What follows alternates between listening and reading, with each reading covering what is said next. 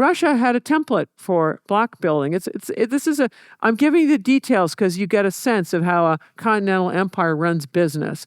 So the Russians looked at how, when Italy surrendered to Western Western allies, that they basically just ran the show in Italy. So the Russians are going, well, when we accept surrenders, we're going to run the show in Eastern Europe.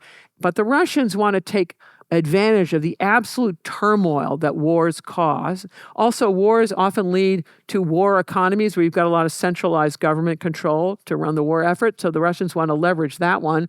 And then they've got this big Red Army presence. Use all of those things, which they do. And here's their template.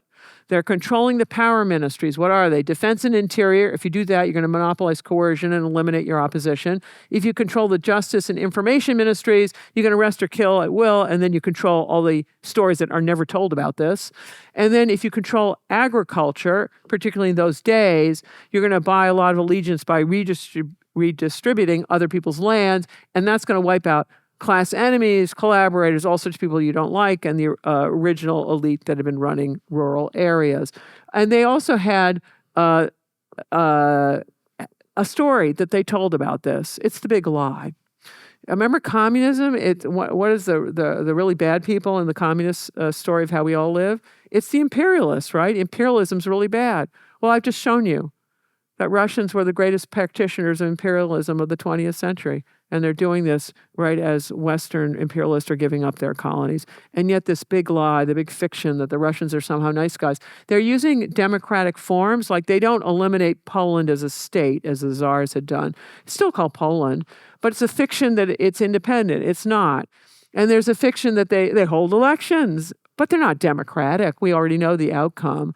And it's a dictatorship in reality, and they're just purging the place. And I mean, they're killing lots of Eastern Europeans. So if you think Eastern Europeans don't remember this, they most certainly do.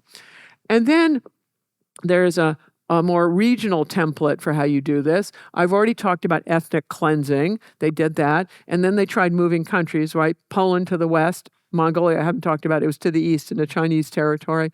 And then they want to take some stepping stones for later expansion. So that's what Kaliningrad is all about. Another one is Moldova. That is territory between Romania and Russia on very important river systems. And Moldova's got problems with a place called Transnistria, which the Russians have poached. So that story's still ongoing.